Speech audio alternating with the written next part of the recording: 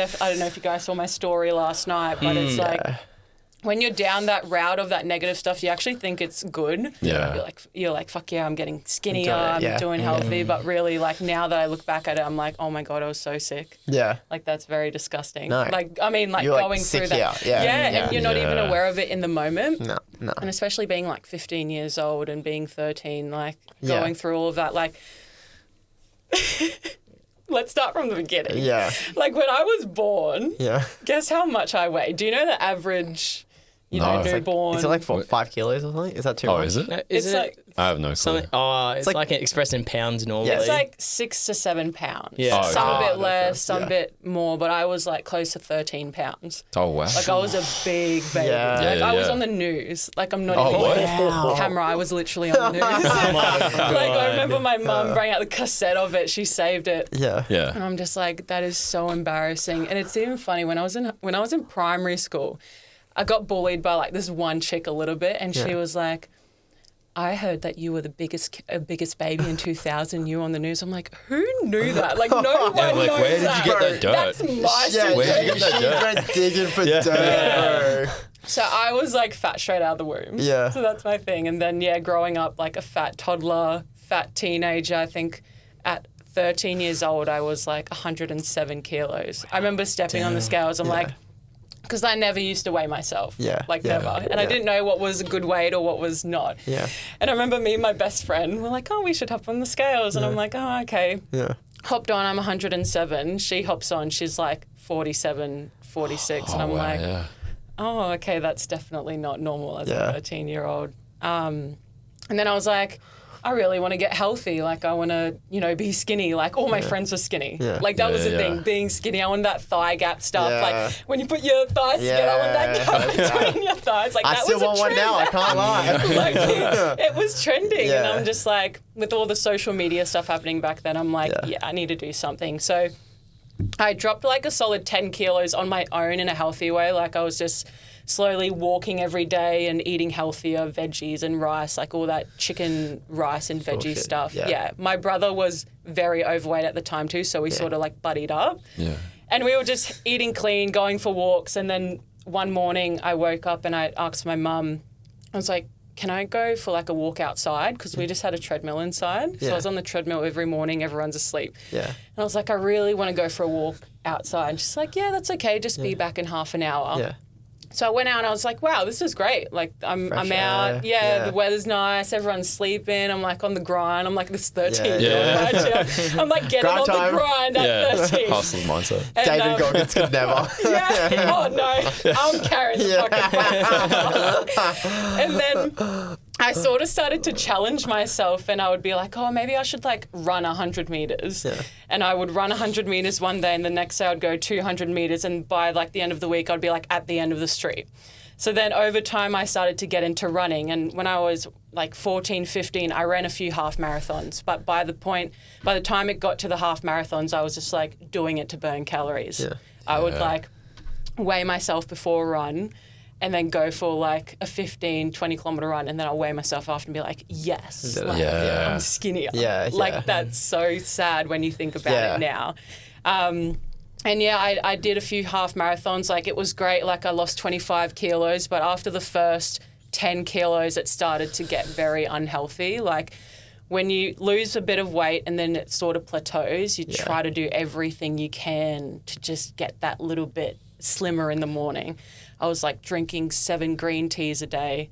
I would like have no seasoning, like literally just like plain chicken, rice, no oil, no butter, no salt, no nothing, steamed veggies. Like, that was my routine. And then when it would come to the weekend, I would be like, I can have a cheat meal, and then I would like eat a big bowl of cereal. And I'm like, oh, I'm not satisfied. I'll go for another one. And then it's like, what's in the pantry? And then I would like binge out on like healthy snacks, like crackers and stuff like that. Just whatever you could get. Just whatever I could get. But then like I had that reassurance of like, oh, just start on Monday again. Like, it's all good. Like, it's fine. Then I would start Monday, it would be the exact same thing. And then it got to a point where I was so frustrated about stepping onto the scales and no weight was dropping. Then I started to like make myself vomit after like eating. Like, I would eat a meal. I would wait so this is how I planned it out. We had a very, like, we had a 3-story house, so my parents were always like sitting at the TV in the middle section. My room was always up the top in the back section, but the house echoes a little bit. So like if I made myself vomit, people would be able to hear in the house, like my parents would be able to hear. So I would wait until they go out and have a cigarette, and I would time it and be like, okay, they're going out. I have like 5 minutes to make myself vomit. And then I would like go out and go for a run or go to the gym and just like work out for 2 hours, 3 hours, just to make sure like I was punishing myself for eating like binging really. Far out. Like a lot of food. So that went on for a while. And like in the moment, like I wasn't aware that I had an eating disorder. Like really, I thought like, this is it. Like this is how I'm going to get skinny. This is how I'm going to be healthy. Like this is it. I even went on Jenny Craig for a little bit. Don't know if you guys know what Jenny Craig is. Yeah. At 15, like I think they said I was the youngest person they had at Jenny Craig at the time. Holy. And then that was just, so when you go to Jenny Craig every week, they weigh you. Yeah. So I'd step on the scales, and then she would ask me, like, why haven't you lost weight this week? And I'm just like, oh, I don't know. Like, I'm in the gym 2 hours a day, like burning a ridiculous amount of calories. Like, I would sit on the bike and I would wait until it's like 2,000 calories burnt. Like, it was ridiculous. Yeah. But the thing was, I would binge. So, but I never told them that because, I thought that would be really bad. And they always said, you need to, be mindful of what you're eating, and stuff like that. So when she would weigh me, do the whole thing like, oh, I'll be better next week. Yeah. And then they give you all the food for like, because they give you your food, your meal plan and stuff. You got your treats, your snacks, your breakfast, lunch, dinner. Yeah. So on my way home, I would binge all the sweets. Yeah. So I would get them out. They're done for the week. Yeah. Then throughout the week, I would just eat the other meals.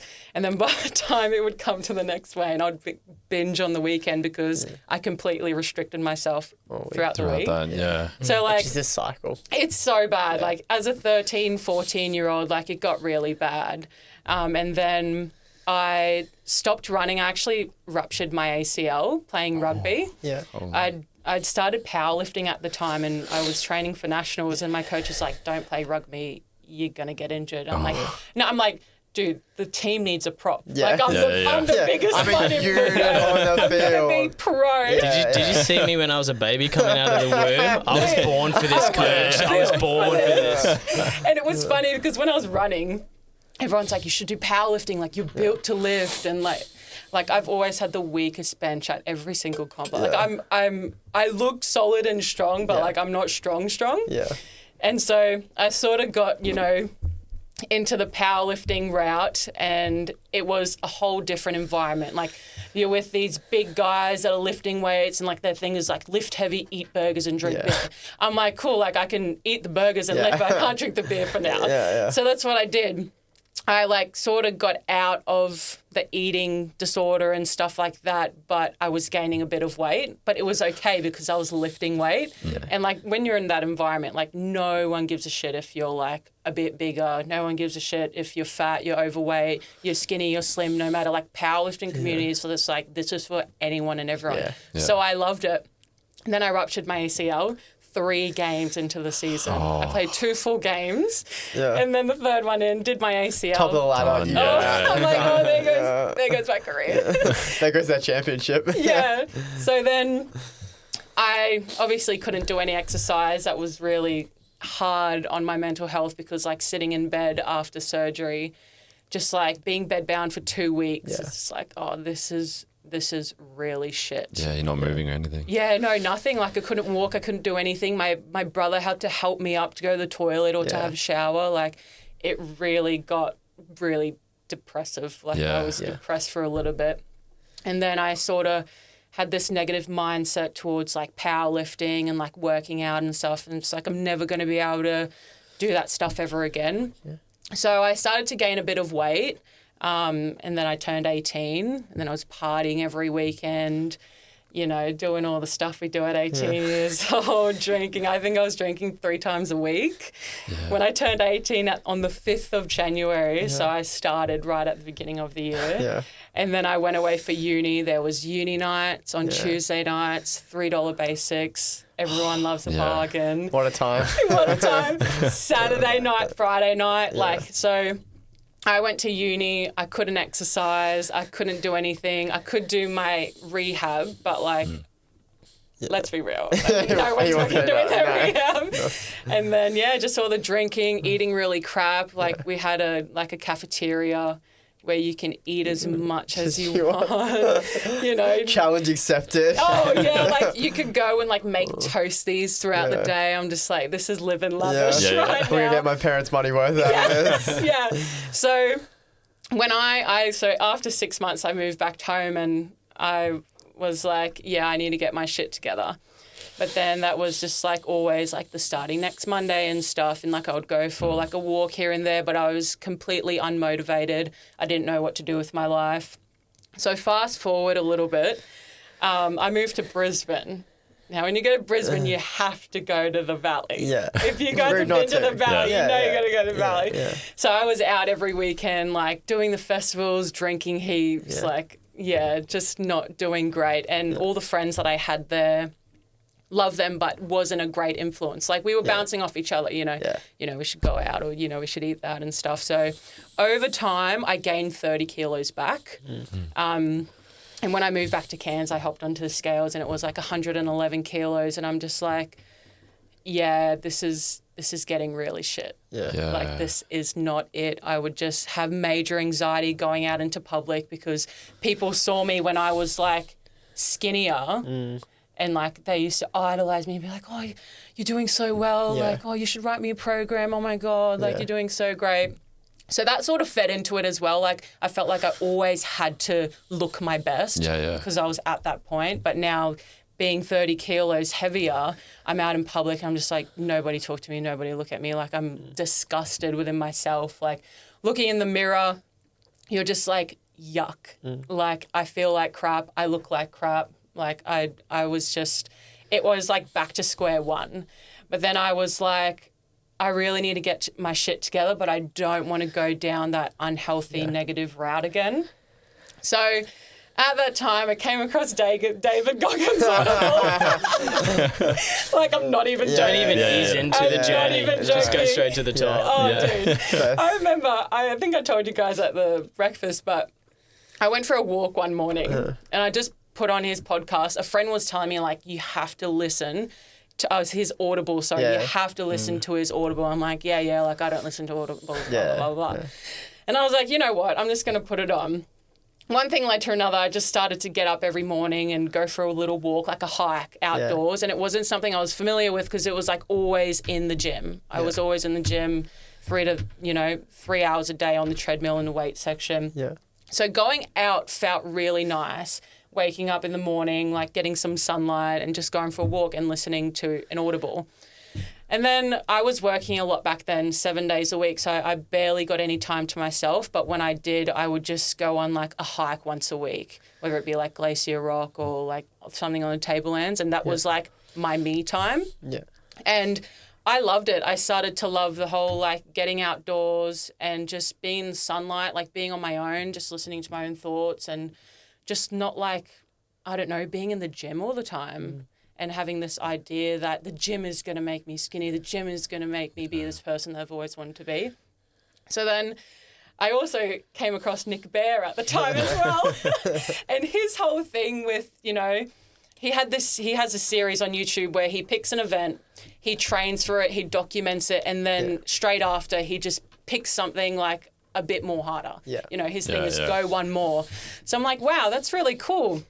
So Goggins and Nick Bear inspired me to like train for a half marathon, but it be with good intention. Like train to get fit and healthy, train to be able to run a half marathon, you know, say that you've done a half marathon and, you know, put it on the gram and stuff like that. So that's what I did. I trained for that and it was great. I wasn't stepping on the scales. I wasn't focusing on that. I was just focusing on, okay, this is the run that I'm going to do today And, you know, the main goal is just to finish it and get it done and move forward. So I did my half marathon at like 100 kilos plus. I think I was like 105. So I was like, great, like this is great. Like I'm a bit bigger, but I can still do it. I'm not aiming to be the best one out there. I'm just aiming to be my best. And that's the thing that I've held on for a long time is I don't have to be the best out there, the best athlete, the best whatever. I just need to be my best, and that's all that matters. Yeah. So I did that, and then I'm like, cool, like what's next? What should I pick next? And then during the last week of my training for my half marathon, I randomly decided to get on a rower and just row because I wanted to do a bit of cross training. Yeah. And I just sat on the rower for an hour, and then my coach was like, well, the gym owner at the time, he was like, that was really good. Like, wow, that's awesome. Like, you should ask so-and-so to teach you how to do it correctly because there was a really good rower in our gym. So I asked her, I was like, could you teach me how to row? And she's like, yeah. And she actually tagged me in an event where it was like an indoor rowing virtual championship. Oh, wow. Which was in 3 months' time. And they were providing like free programs for it. I was like, cool. So I just dedicated 3 months to an advanced indoor rowing program. I was in the gym every day on the rower. Like, people thought I was crazy. And it was the hardest sport I've ever done in my life. Yeah. Rowing, like, give me an Ironman. Yeah. Over a 1K row. Really, yeah. Like, ridiculously hard. But it was great. Like, I over time did like these online ranks you can do with Erg, where you can like connect your phone Bluetooth to the rower and it will connect it to Erg on a website, and you can rank against other people around the world within your category. Yeah. Competing with other people. Yeah. And there's like seasons, so it would be like every 6 months or 12 months or something. So I did like 100 sprint, like 200, 500, 1K, 2K, half an hour, 10K, a half marathon. So I did all that, and then in prep for the event was a 1K and a 2K.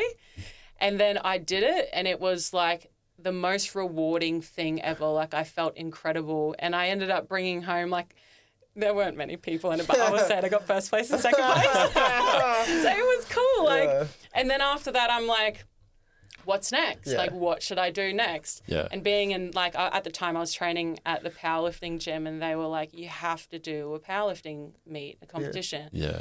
And I'm like, oh, okay, I might. So I did. So I prepped 6 months for a powerlifting meet, did that, got the results that I wanted to, nothing crazy. Like, once again, like, I'm not the strongest out there, but the best thing was, there was only 3 people in my weight category, and I got third. Yeah. So I got a medal. She got a medal.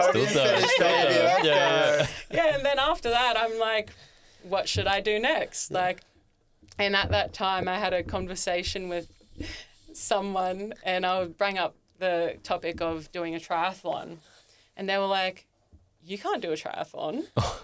And I'm like, say less. Okay, because I have this thing with water. I've had this very big fear of being in water. Like, even when I was a bit younger, it was like swimming pools, like jacuzzi spas, any rivers, lakes, oceans, stuff like that. So I've always wanted to conquer this fear of being able to swim in like the ocean without, you know, like having a panic attack. Yeah, so it was just a little bit of everything. Like, I had a friend that did the Ironman in Cairns, and I just watched her, and I'm like, wow, I really want to do that. So she's like, just you know, message a squad. So I messaged 2, like, on Ironman Day. I'm like, hey, just wondering if you have any, you know, spots, and I would love to join for, like, the next year because I want to do the next year's Ironman. So I joined that, did my first little Enticer triathlon, I think, about, like, 3 months after signing up. Had no experience swimming. Like, could not swim. The first day of swimming, I couldn't even swim 50 meters. It was ridiculous. And I couldn't ride a bike. I couldn't balance on my bike or ride it at all. So I had to get like a one-on-one session, like learn how to ride a bike. So I did that, and then prepped for that half Ironman, and then did that, and it was the most rewarding thing ever. Like, one event after another, just absolutely incredible. And it's just really showing myself that I can do these things. You know, like, I don't have to be the best, but if I apply myself, if I show up to myself every day, I can do anything that I want to achieve. And like, that's something I do genuinely believe in myself. Whereas coming from someone that was very, overweight as a kid, I was an over-underachiever. Like, I was fat. I got picked last for everything except for tug of war. I was a tug of war queen. When it was Give tug me that of war, anchor, baby. I was like a celebrity in town. Everyone's like, Sumbul. But yeah, and English was my second language, so I had to always get extra lessons to learn English because I grew up, talking Turkish with my family at home. So I was never good at anything. And then there's my father, like, you have to be a doctor, you have to be this and that. I'm just like, it just really made me have like very low self-esteem. Yeah. And then growing up always being the biggest, my friends always being the slimmest and nobody liked me. And, I was always the fat, funny chick, like, It's character building. Yeah. I always say, like, when you're fat, I can say this because I've been fat, but like... Your first impression to anyone is just like, you're fat. Yeah. Like without you even saying anything, they're just like, okay, that chick's fat. There's no like, oh, she's very smart or she's very charismatic. It's just like, yeah, you're fat. That's it. Yeah. Like, go away sort of thing. So, having that background and now being able to do the things, do things that I never thought I'd be able to do is just an incredible feeling. And like, I'm a bit injured at the moment, but things are coming soon. Watch your space. It's like, what's that one more? What's that one more? Yeah. So I'm just like, in the middle of working through some injuries, and then I really want to get back out there on the course. And do you have something like planned that I really want to? I would love to do the 70.3 again, just to be able to tackle it in a better approach. There are a lot of things I didn't do in my training that I should have done, especially on race day as well. So I want to be able to like get a sub 6 hour half Ironman, and then I have the goal of doing the full, but after I've done a half. Again. Yeah. Part of me is like, no, just go do the full, go one more. And I'm just like, no, just cut it back. You just like blitz through everything. Yeah. So, and then after an Ironman, like, what do you do? Yeah. Like, what's that one more? Ultra marathon. Oh, have you heard of the ultra tris? Yeah, they're insane. It's ridiculous. Crazy. Like, people that do that are so crazy. But you say that. You say that now. It's like 5 years from now. But that's the thing. Like people, like if you tell someone, oh, you should do that, they're like, oh, I can't do it. Yeah. Like, and that's what I used to say. Like, coming back to being able to achieve anything that I can. Like, I always used to give up. Yeah. Like straight away. Give me any. Like, I remember I was at after school care once. I was like 8 or something. I was obviously very overweight. I was the only overweight one there. They had this like little course thing, like where you run and like jump over these little hurdle thing. And I would look down at this hurdle and I'm like, I can't jump over it. Like I would cry. I'm like to the teacher, I can't jump over this. Like, cause I just didn't believe in myself because I was fat. Like Blokey probably couldn't have done it, but it was one thing after another. So by the time I got to like my 20s, I'm just like, I really need to switch that mindset up. Because with that, like, I'm not going to be able to achieve anything in my life, really. So now that it's like, I do have the mindset that I can achieve anything that I want to, like, I will. And even like, if it's like an ultra triathlon, like, I know if I dedicate time, if I show up every day, listen to a coach that puts me on a plan, I will be able to achieve that. Like, there's no doubt in my mind. It may be hard and I might not get like first or second place or podium, but I'll be able to do it. Yeah. Surely. Yeah, surely. Come on. If there's 2 other people doing it, then you get that podium. Right. But so that's my little story. That's a crazy transformational journey. Yeah, honestly. It sounds like, but it doesn't sound like it just happened overnight. It sounded like you were putting in the reps at every challenge that you took on, and then it kind of just like snowballed into, well, I might as well just do an Ironman. Or I might as well just do this, which is absolutely insane. Yeah. Like, I would never think to do that 100%. myself. Like, I feel like if that moment that you sort of talked about where you started to change things and you just sort of took it like little bit by bit and you sort of built on it. Yeah, like absolutely. And that's every step of the way. Yeah, people think like they have to be the best overnight. Like, if they're not going to be that, then there's no point in trying. Yeah. But the thing with me is like, it's just one step at a time. I think it's in your bio, 1% every day, or better than yesterday. Literally better than yesterday. Yeah. Work on it every single day. Don't focus on what you have to accomplish in the future or dwelling on what you haven't done in the past. Just literally think about, what do I have to do today in order to achieve this goal that I have? Yeah. And it doesn't have to be a massive goal. It can be like tiny. Like, for example, I say I want to lose 5 kilos. Like, to people, like, that's not that much. They'll be like, I want to lose 20 or 30 kilos. Yeah. Okay, but in order to do that, you need to actually achieve the smaller things first. So that's my thing. Like, have little goals and achieve them first. It's great to think big. Yeah. Like, really, it's great to have incredible goals because you want to move in a direction that you want to.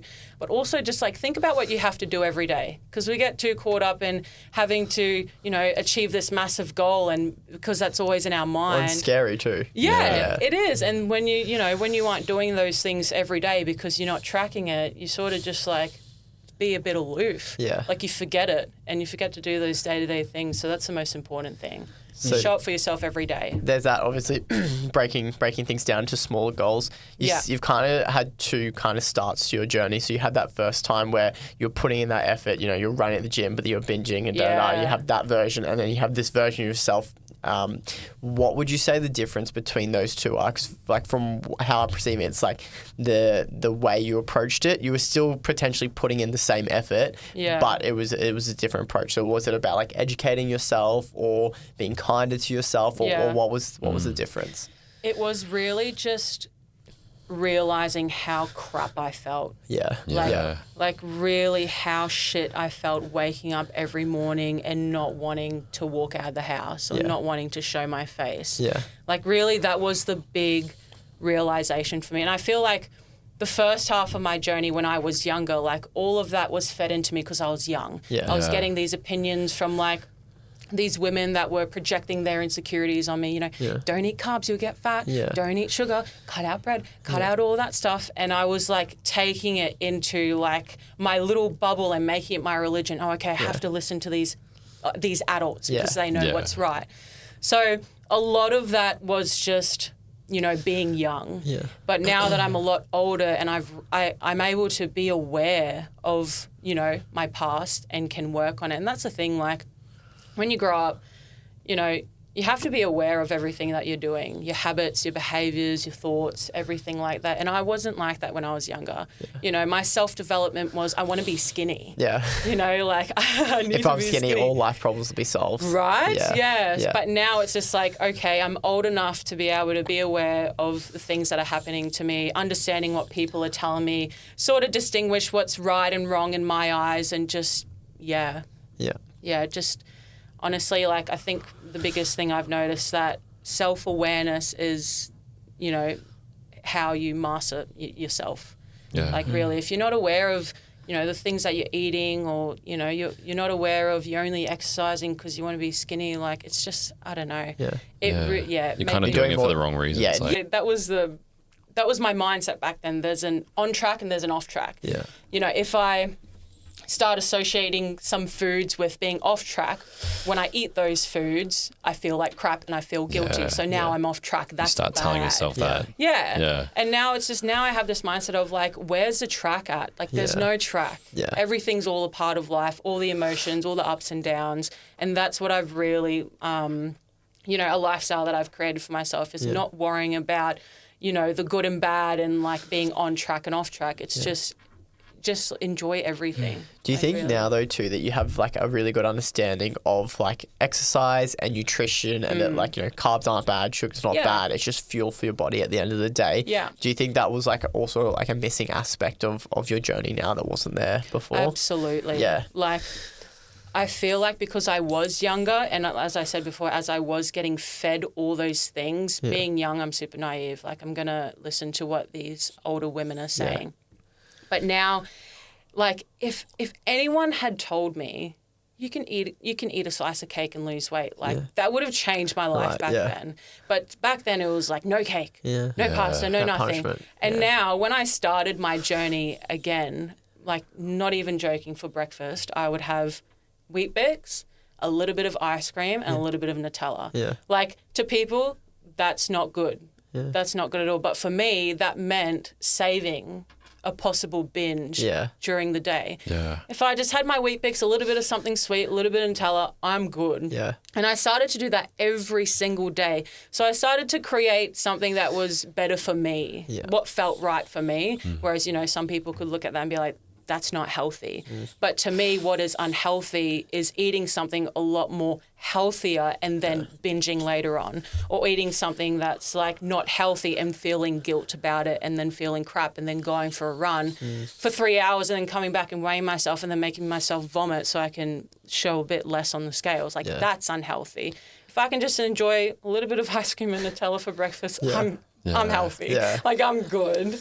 I think also, too, as well, like, obviously we're the same age. So I think with, like, you can see different generational trends, especially, like, with fitness and health as you go through. And I think, like, when we were teenagers, there was that idea of, like, you have to be, like, skinny. That's the perfect body and that's what's ideal.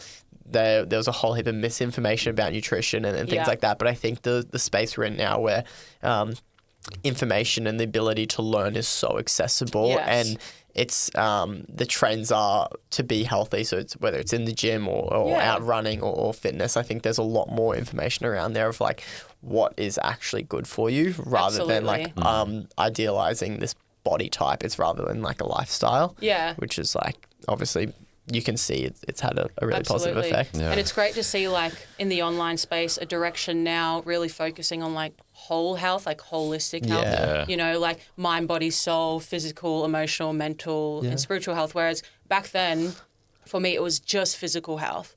You know, my goals were just based on how to look, like I just wanted to look a certain way. I wanted to weigh a certain weight. So when I started my whole journey again, I'm like, all right, I actually need to, you know, focus on my mental health. Yeah. Like, what is emotional health? Like, I didn't even know. Yeah. So when I started to learn about all that, I'm like, this is it.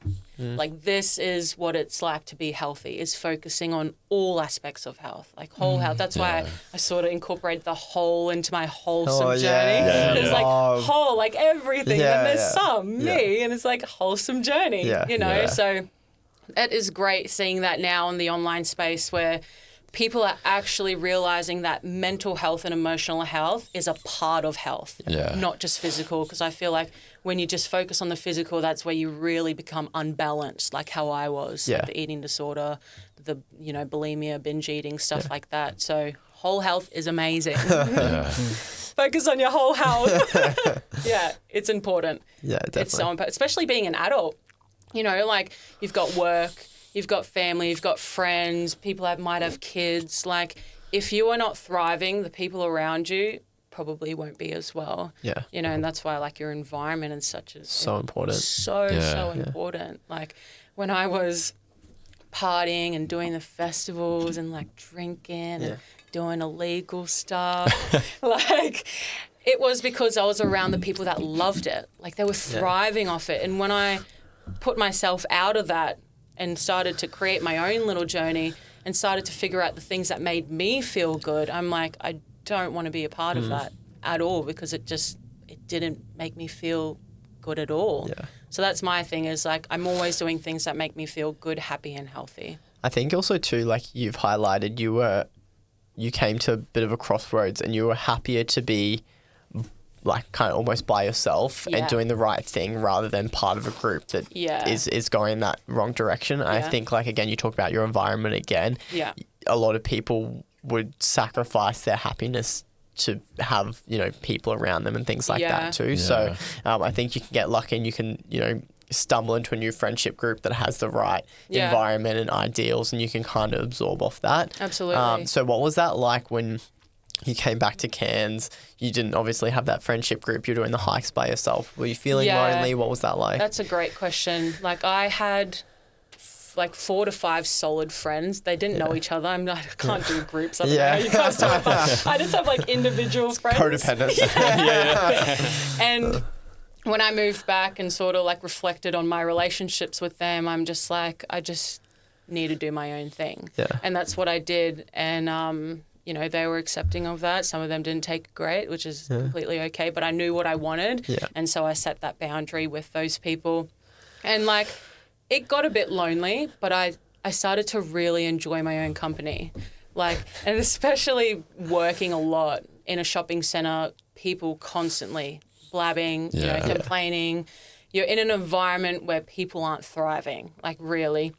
So when I had time on my own, I absolutely loved it. I would go for my hikes. I'd be on my own. I'd put on like my Audible and my music, and I would just be so genuinely happy. At the beginning, like it did feel a little bit lonely, but I was working so much, I didn't have time to be lonely. But then when I started to get into like the fitness and stuff, that's when I realized like I can have connections and friends that I actually want to be around, and it got great. Like when I joined the squad and everything, you know, being a part of the powerlifting community, you're just around people that want like the best for you. Yeah, they want to be there for you. They want to support you. They want to motivate you. So I did go through that period where it was just me, and it was great. But I think at that time I sort of started to develop this mindset that like, I'm going to have no friends. Like, it's just going to be me because that's how I thrive. I don't want anyone to, like, pop my bubble or disturb me. And then when I started to get into these social groups, I'm like, wow, this is really cool.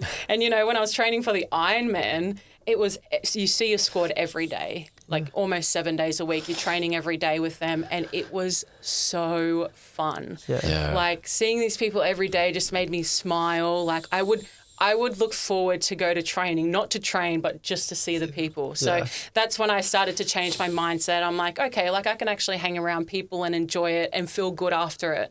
So that's why, like, if I ever do a sport or anything, I would join a group of people. Yeah. But yeah, it did get a little bit lonely, but you sort of found your people, found your tribe in that sense. And that's the thing, like when you focus on things that make you feel good, you naturally attract those people into your life.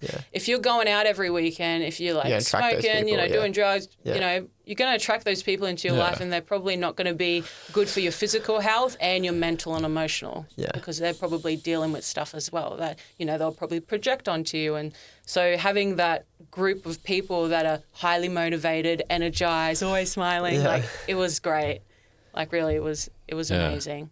I was going to say, like, how do you sort of change that mindset then around that? Because there's obviously a lot of internal pressure that comes with like having like low self-esteem. And especially if you're in that sort of dark place. Trying to reach that point where you like flip the switch and it's like ready to change. Like that doesn't just happen overnight. I feel like with that mindset, if you believe it, then it will continue to manifest. Like if you believe I'm going to be lonely and this like that, like you will be. You know, so I sort of, you know, when I was listening to all the self-development stuff, that's when I sort of started to change my mindset and realize that, you know, I make my own choices. You know, I'm the creator of my thoughts and stuff like that. So if I think more positively, surely more positive things will happen. So really it was just that period where I was learning about myself, learning about what things that made me feel good and not, learning more about like frequency and energy and stuff. I started to realize like if I, you know, be around people that are, you know, high energy and stuff like that, I will probably enjoy their company. So it's sort of more of like an experimental thing. Like I did become quite, you know, standoffish. Like I didn't want to make friends. I'm quite an introvert. Like I really am. People are like, are you so introverted? I'm like, no, dude. You know me, I'm introverted. So it was also hard being an introvert and having to put myself out there and meet these people. But I started to realize like once I did, it was great. And I started to feed off it. Like I remember I was like, at that point where I was quite late, I was like, I need to do something. Like, I need to do something fun. I actually came across this YouTube comment. It was so wholesome. I put it on my page. And this old guy basically saying, like, do everything you want in life. Like, do extraordinary things. Like, he said, I'm at an age where now I can reflect on my life and be completely happy with everything that I've done. And that really made me like, oh shit, like I'm young, I'm 20, like I haven't had the greatest history. Like when I look back, I haven't had much fun. So I'm like, oh, okay, cool. I actually signed up to like a meditation course. I was doing salsa. I was at the gym. So I really started to put myself out there just to experiment to see what it's like. And then after that, I'm like, this is cool. Like this is actually fun. Like I don't have to be lonely for my whole life and be, you know, this, you know, hardcore, I have no friends, I'm happy this way. Lone wolf sort of vibe. Yeah. And it's just like, just being open-minded and being able to get a little bit uncomfortable and step outside your comfort zone. Yeah. That's the thing. Just reading stuff online really helped me. Like, just that YouTube comment really made, like, no joke, after I read that, I'm like, I really need to start doing shit with my life. Yeah. I need to meet people. Like, we're only here for a short amount of time when you think about it. And, like, if I'm living my whole life not making connections, like, what am I really living for? Yeah. Like, when you meet people, you learn so much, you grow. Like, my partner, when I met him, he's the complete opposite to me. When I first met him, I'm like, this isn't going to work out. You know what's actually funny? Yeah. We were talking about our, what's the thing, the personality test thing? Yeah. And he told me his, and I'm like, and I'm looking at his like pros and cons, whatever. I'm like, this is not going to work. Swipe. Yeah. It was on Tinder. Oh, really? I'm like, swipe, no. And then we actually met at the gym. Yeah.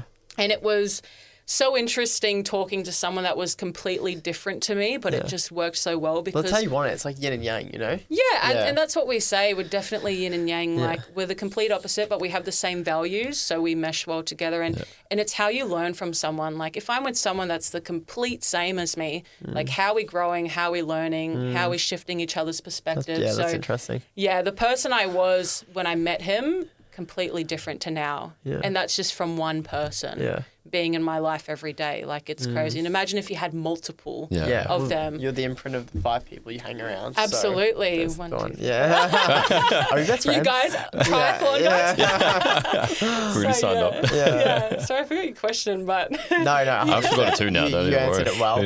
Yeah, do you feel like you have an addictive personality? Oh. Do you identify as someone with like an addictive personality? I will say, though, one thing about me is, like, if I get inspired by something, like, I'll go and do it. Yeah. Cool. You know, like with the rowing or like the running and rowing stuff, like the lady in my gym, I saw that she was like a really great rower. I was like, I want to be like that. Yeah. You know, so I did the rowing, and then the triathlon stuff, I'm just like, just by watching my friend finish the Ironman, I'm like, I want to do that. Yeah. So if you mean in that sort of aspect, then but I don't know in like other stuff. You know what I will say though? Yeah. I feel like, so after the Ironman, sorry, I'll just put this down. Yeah. I did go through a lot of post-comp blues. Yeah. And for real. For a long time. Like, people were running the next day. Like post-Ironman, I'm out for like a 10K run. I'm like, bruh, I can't do that. I couldn't walk. Like, I literally couldn't walk. And then over time, I started to realize that, like, is that the only stuff that's going to keep me going, is always doing something extraordinary, you know? And is that the only way I'm going to validate myself, to tell myself that, like, I'm the shit? You know, like, I did that. Yeah. So since the Ironman, it's been this very, like, transformative phase where I'm starting to learn, like, I don't have to be always doing something to be this really, like, fit person and stuff. Like, I've definitely created a healthier mindset and environment for myself with exercise. But post Ironman, I started to realize, like, what were you really doing it for? Yeah. Like, what were you really doing that for? Was it to just validate yourself and to show yourself that you are, like, someone, or just trying to show, like, the little version of myself, you know, that, you know, you can do something and be great. So since then, like, I haven't done much. Like, I'm a bit injured. I can't really run. I can swim and, like, ride a bike a little bit, but it's been hard, I'm not going to lie, because every day I'm not feeling as great as I did when I was training for a triathlon. For sure, yeah. But it's just been, like, sort of just understanding, like, it's all a part of life, really. Like, and coming back to the addiction thing, like, probably when I was doing all that stuff, like, when you look deeper into it, not just the surface stuff, like, I love this because it makes me feel good. Like, when you think deeper, probably, absolutely. But like, all I've ever known in the past 3 years was, like, doing something different or doing something great. And now it's like, I'm not doing that. It feels a bit odd. Yeah. But I know that it's okay. It's completely okay to not be doing that stuff and still be thriving. Like, still be doing things that make you feel good. So yeah, it's such like a difference from what you said as like a kid in school, how you said you couldn't even, you were telling yourself you couldn't even jump over this like little hurdle, and now it's like the complete opposite where you see someone doing something massive, and you're like instantly like, I want to do that. Yes, like you've completely changed your mindset. Yeah, like I'll tell you something funny. So when I was younger, I did temp bowling. Oh yeah. For a short amount of time. Every Saturday I would go to the temp bowling and play like against other kids, and it would just be like, you win a prize, whoever wins, and I would always win. So the crew at the temp bowling place were like, you should come on our Wednesday night, bowl with like a more better, group of people. Yeah. I rocked up and they took those side things off. The gutters, The gutters. And no joke, I couldn't bowl. I couldn't hit a pin. Yeah. And I was like 8. I looked at the coach or whatever, or the person that was instructing me. I was like, I can't do this. I started crying and I left. And my mum was sitting outside having a cigarette. I'm like, Mum, we need to go. I can't do this. And I just started crying. She's like, what do you mean? And obviously my mum doesn't care. Like, And so like it was really bad. Yeah. Like and now like I still suffer from a little bit of that with like the perfectionism stuff. Yeah. Like I still have insecurities, like I still have low self-esteem, but I don't let it dictate how I feel, and I'm completely aware of like where it comes from. So whenever I'm feeling, low or insecure, I always just think like, this is why you feel like this. You have the tools to work it. Right? It doesn't have to be like this. Yeah. But yeah, being young and just, I quit. Or I wouldn't even start. Yeah. Teacher would be like, come on, we're doing this. Nah. Yeah. I would be the one to make a fake letter saying, sorry, I can't participate in high jump today because I can't jump. Yeah. But you know what was one of my greatest memories ever? So growing up in high school, like obviously you do cross country, right? Yeah. And it got to, I think we had to run like 2Ks or something. And I remember I was obviously the fattest one. I was at the bottom of the line and we had to run up a hill. Yeah. And I'm sure everyone would have finished by then. I'm like running up this hill and I'm thinking like, I can't do this. Like I just can't do this. And there was a teacher waiting up on the hill to direct the, kids to go the right way. And I just sat there and I cried to her. I was like, I just can't do this. Why can't I do this? And then she's calling up a teacher saying like Sumbul's not going to come and stuff. And I listened to what she was saying, like just saying, oh, she's not going to come and she's not going to finish. And I was just like, yeah, no, I'm not doing that. Yeah. And I'm just like, nah, miss, you know what? I'm just going to keep on going. Yeah. And then I just kept going and I finished and like the whole school's obviously cheering for me because I'm the fat kid finishing. Yeah. And Celebrity.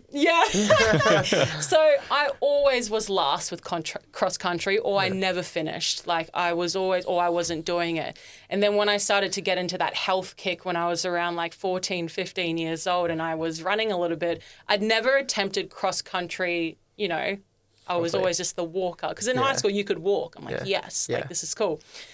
So I was running for that period of time and I was like, you know what, I might actually try to do cross country.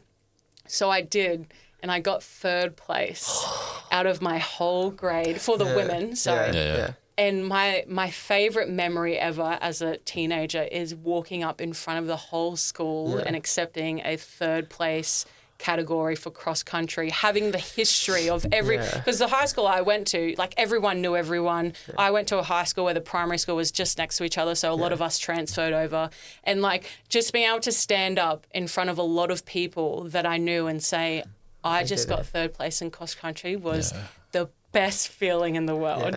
Like really, that is saved right there. Like always, I reflect on that like every week. It's my favorite memory, and it's the same feeling I get when I finish an Ironman or I finish a comp that I've, performed well in, or I finish a run. Like, it's just that same feeling of like, fuck yes. Yeah. Like, this is cool. Like, from being someone that could never achieve anything. Like, it's just an incredible feeling. But going back to your question, like I haven't done much in the past year now. And it's sort of just like I'm craving that feeling. Like, I want to be able to say like, I've done this again. There's always the pros and cons to it. Like when you peel back the layers and look at it in a deeper meaning, but it's just such an incredible feeling. Yeah. Like it really is. And I want to be able to continue to do that throughout my life. You know, I want to be able to reach my 60s and 70s and be like, I've done this, this and this. Like I've actually lived my life to its fullest potential. Yeah. I don't want to be like 60 and 70. Someone asked me, what have you done with your life? I'm just like, I went on that podcast once with them. This is going to be in your highlight. Yeah, this is up there. I've done up here. But yeah, I forgot your question, but... I can't even remember who asked it. Yeah, honestly. I was going to say, like, how do you feel like you start building, like, the consistency compared to, like, the intensity of going after, like, such a big challenge? Because you talk very much about, like, building that balance into your lifestyle. Yeah. Like around the nutrition, around the physical exercise. Yeah. How does someone like get that consistency? Because I think a lot of the time, like you can scroll through TikTok or you see a YouTube video or something and it's like, oh, I'm going to like smash out the gym tomorrow or something like that. And then that's your big effort. And then after that, it just like nothing. Yeah. How do you sort of build out that consistency? It's literally just, you know, like baby steps. Like when I was PTing and have like online clients, they would have these goals. You know, I want to lose all this weight and fit into this dress. Sorry, and I want to run this thing. And I'm just like, okay, show me that you can go for one walk a week. Yeah. Show me that you can commit to 3 30-minute walks a week. Don't even worry about a calorie deficit right now. Yeah. Just show me that you're going to show up for yourself at least once a week. Yeah. Just show me that That's you can do that. That's a good point, like showing up for yourself. Yeah, like, and if you're going to say something, do it. Yeah. Because that's what feeds into the low self-esteem and the Instagram. I can't do this because you say you're going to do something and then you don't follow through. So it's literally just telling yourself, today I'm going to do X, Y, and Z, do it, and then focus on tomorrow. Like, that's it. Don't worry about, I'm going to run 5 days a week and I'm going to eat this amount. I'm going to do this, this, and that. No, just do that one thing that you need to do today. And be proud of that as well. Yeah, absolutely. Yeah. And say you've done it. Instagram it, put it on Strava, you know, put that shit on TikTok. You know, just really focus on one thing at a time. Because, you know, for example, if someone comes up to me, you know, someone that's wanting coaching or something, and, you know, they're a mum with kids, they have, you know, a high stress job, they want to start going to the gym, you know, 6 days a week. I'm like, no, that's not realistic. Yeah. You know, people need to be a lot more realistic nowadays and just focus on what's in front of them. Like, really, it's not that hard. Yeah. Just do that one thing that you need to do every day and then build. On top of that. Like, when I first started my half marathon training at like 100 and something kilos, like, it wasn't, I'm going to run every day. You know, what started it was I opened a burner account on Instagram and I just followed runners. Yeah. Like, that was my thing. I opened Strava and I just followed these athletes, and I found myself scrolling on that more than on my other feed, because on the other feed it was just like people drinking, and I'm like, I don't have FOMO from that. And I started to get FOMO of seeing these people running. Yeah. And then I bought some shoes, and like running shoes, and I'm just like, I'm good. I'm just going to try them out. I'm going to go for a run. Yeah. And then I built on that, like, every day, every week. And then next thing you know, you're running a half marathon and you're doing a triathlon. You know, so it's just really one step at a time. Just say you're going to do something and do it. Yeah. Don't focus on, you know, months' time or a year's time. Like, I feel like people have these massive goals. You know, I'm going to have this physique. I'm going to look this way. You know, I'm going to be this great and perform this well. But in order to get there, you need to take the baby steps. Yeah, I've definitely had that as well for myself, where you write like a to-do list or something for the day, and it's like 20 different things, and you might get 19 of them done, but just because you didn't get that last one done, you're telling yourself that you basically suck because you didn't get it done. And I think people don't realize this obsession with to-do list. Yeah. And as soon as they don't complete one thing, they think they've like failed. They think the day's over, like, oh, it was a waste of a day. I'm not a successful person now that I just didn't complete that one task. And that's sort of something that I was very obsessed with when I was 15. You know, I had a massive wall of these whiteboards of everything that I had to do in a day, like study, go for a run, eat this amount, you know, do this and that. But when I didn't do it, when I didn't do one task, or, you know, I fall off track one day, I would just like completely disregard and be like, I'm not good enough. Yeah. I'm not good enough to be a successful person. Yeah. So I don't do the to-do list anymore. I know if I, you know, need to book an appointment, I'll put it in my calendar because I'm a bit forgetful. Yeah. But, you know, like I've sort of changed my mindset towards being this super highly organized person and like even tying a little bit of the perfectionism with it. You know, if you don't perfect everything in your day, you suddenly feel down and you feel like shit, and you let that dictate how you feel, and then it's just a cycle of, you know, I'm going to do that, I'm going to be fine tomorrow, and then you don't do one thing, it's like, oh, I feel like crap, and the next day it happens again, and then by the end of the week you feel like an absolute shit person. It's one of those things, if you can let a small thing ruin your day, you can make something else make your day. Yeah. You know what I mean? Like, you're in control of how you're feeling. Absolutely. Yeah, that's a good point. So obviously you've covered a lot in this time frame. Yeah. Just so we can kind of sum it up and put it, pun intended, sum it up. Just put a nice little bow on it before we pass it off. Yeah. So there's breaking things down into little goals, trying to educate yourself, and just kind of bettering yourself on a whole kind of approach, not just trying to be, you know, more better mentally, physically, emotionally, spiritually, taking it as a package, and just that more healthy lifestyle. Absolutely. And just, you know, someone even say, try and be better than yesterday. Yeah, you said it for us. So. Yeah. Can I mention one thing as well? Throw it in, I think a lot of the things that I've sort of, a mindset that I've developed is always doing things that make me feel good. Yeah. Like when I was, you know, when I stepped on the scales at 111 kilos, I sort of was going through this transformative phase. I was starting to become aware of the things that made me feel like crap and the things that made me feel good. Like I would write a list, you know, I would go through my day. As soon as I started to feel triggered or I felt like crap, I would write down what made me feel that way. And same goes for what made me feel good and happy. So I would start to incorporate more of the things that made me feel good and less of the things that made me not feel so good. Like if it was certain people I would hang out with that would bring my energy down, I would write that. Then I would start to learn to set boundaries with them. Hey, I'm not going to do that because it just doesn't make me feel good. You know, and when you start doing the things that make you feel good, your life just thrives. That's a really good journaling exercise. I really like that. Like really, like when you're thriving in your health, which is the main thing, like everything else will. So incorporating things that make you feel good is essential. That's like next level self-awareness to be able to like go through that and just like pick out what, because like so many people will just go through their day. Absolutely. Making your roadmap to happiness. I think it's just like you said, you're being aware. You're in the moment. You're self-aware, which is amazing. Yeah, like when I have conversations with people, like just people that I meet at events or stuff, you know, I'll ask them personal questions like, what do you do for work? You know, I'm a nurse, blah, blah, blah. Oh, do you enjoy that? Nah. How do you do it? Oh, you know, because it pays the bills and stuff like that. And then I'm just like, even as a nurse, like you're working a lot. And work becomes a very big part of your life with everyone. So if you're in a workspace where you don't feel good, it makes you feel like shit, you're around people that, you know, aren't necessarily the best for you, you're going to be down. You know, you're not going to feel good. So if that means quitting that job and doing something that sparks your soul, like a hobby or something, you can monetize everything nowadays. Like, you know, so just go do that thing. Like, can you tell us how to monetize this? Holy shit. Everyone follow Benjamin Pod. Everyone send us $1. $1. We would have $283. But yeah, just having conversations with people that aren't happy, but you know, they don't even realize that they're completely... But they're in control. They're in control of everything. You know, they're the ones that make that decision. So if they feel like shit, this might be a bit controversial, but you know, they're causing that and they're attracting it. They're going to attract it a lot more. So do the things that make you feel good. That's true. Like the 100% responsibility mindset of like, I'm here because of the decisions that I'm making. And I also have the power to change them to get out of this situation. Absolutely. Love that. Yeah. I'm here for it. Love that for you. I think. Love that. Do you guys say that? So much. Love that for you. Yeah.